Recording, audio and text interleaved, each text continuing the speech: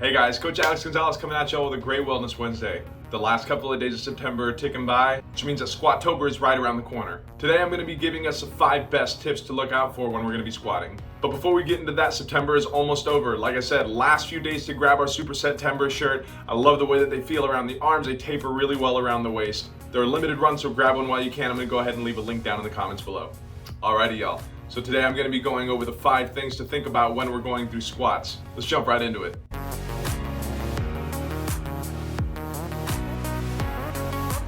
Alrighty y'all, so today we're primarily going to be focusing on the kinetic chain of the body when going through the squat. Now if we don't know what a kinetic chain is, it's just the term that we give to the many places in the body, usually joint areas, that help us produce power from the ground up during a squat, during a deadlift, most power exercises like that. So we'll start at the bottom, I'll cover feet position, then we'll get to the knees, then we'll talk about the hips, we'll talk about core bracing, and then we'll get into the shoulders. Before we get into that, we're going to go over a little bit of an anatomy review.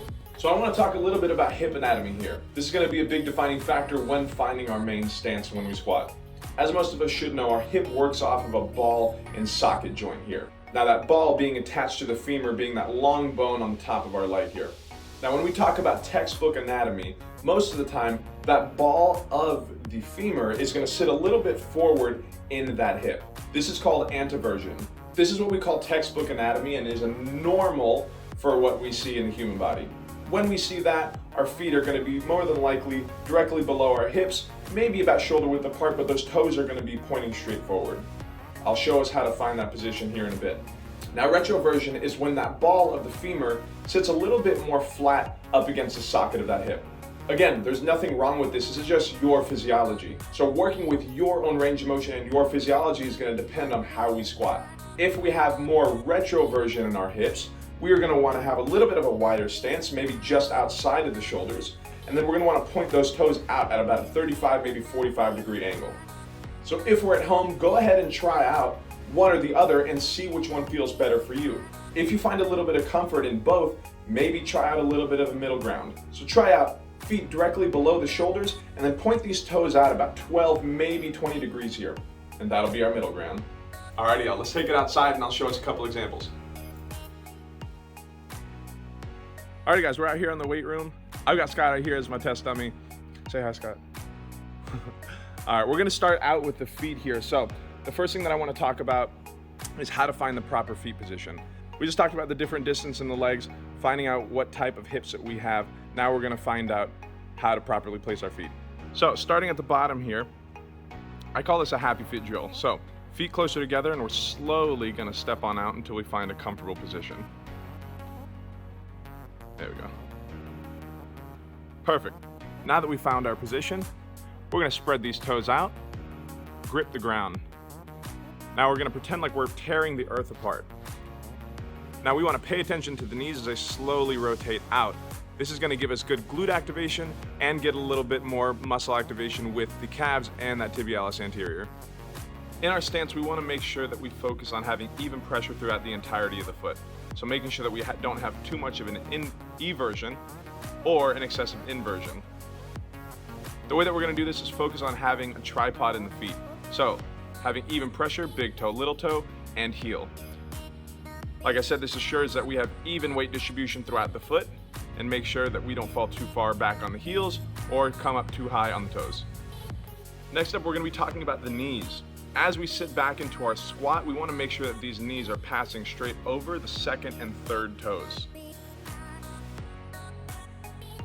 If we have a little bit of a wider stance, we may want to be aiming for that third and fourth toe.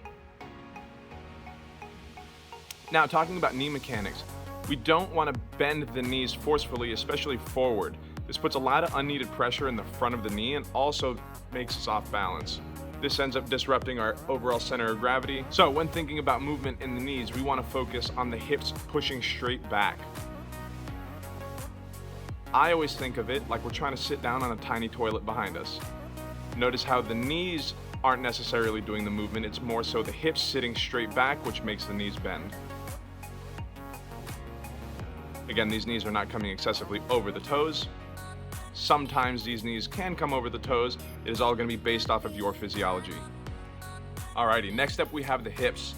Right here we have a good neutral tilt in the hips, this meaning that the hips are directly below the center of gravity. I like to think of the hips as a bucket of water, so we don't want to be too far forward or that anterior tilt. We did just speak about this on Monday. If you haven't seen that video, go ahead, go on back, rewatch that. Now when we come down in an anterior tilt, this is going to show that we are a little weakened in our core and we may be pretty tight in that low back. This puts a lot of tension in that low back and ends up really compromising our lift. On the opposite side of things, if we have a posterior tilt, if we have an overly posterior tilt, as we come down, this can be indicative of really tight hamstrings and ends up putting us in a butt wink position. Again, taking us off balance, making that weight distribute more so on the heels and pushing us further back. Ideally, we do want that neutral position in the hips, so this way we are not pouring water out of that bucket, either forward or backwards. A good neutral tilt, and we come on down, nice and even. This is also going to establish good weight distribution across the body. Next up, we're going to be talking about the core. It's going to be essential to have a nice strong core as we squat. So we're going to go ahead and come up. Now, whenever we have a soft core, I like to think of it like if we had a nice tall building that was built soft in the middle. Now, when we come down, if there's any sort of force on that, it's going to be pretty hard for that building not to crumble. There we go.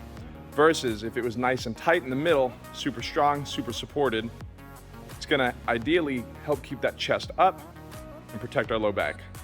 Now, if we have some worries about core weakness, that's okay.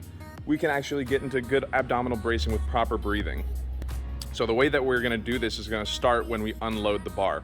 We're going to go ahead and get under the bar, and you're going to take a good inhale and brace. That brace is going to be a hold and then a quick exhale as we stand straight up. Now the second part comes whenever we actually squat. At the top, we're going to take a good inhale and hold as we descend. This is called the Valsalva maneuver. And then as we come up, ascend, we have a good exhale. Again, inhale, brace, descend, and exhale on exertion. Inhale, brace, and exhale and exertion. We are creating an internal brace, an internal pressure that not only protects that low back, but makes our core nice and rigid. Now finally, we're going to be talking about the shoulders. Now remember that this is a barbell exercise, so do make sure that these hands are nice and even on the bar. If we have poor shoulder mobility, we may want to be gripping just outside shoulder width, if not a little bit further. If we have optimal shoulder mobility, we can go just outside the shoulders, maybe shoulder width apart here. We're going to want to approach the bar, grab it, and then duck under. It's always important that we approach the bar, grab it first. Otherwise, if we come under the bar first, we're not going to have the assistance of the bar to pull those arms back, and we're going to have to pull those arms back ourselves, which is not going to be super comfortable.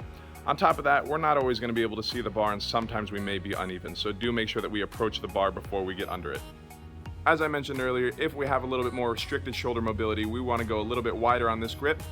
Or if we have more optimal range of motion, then we can go a little bit further inside on this bar.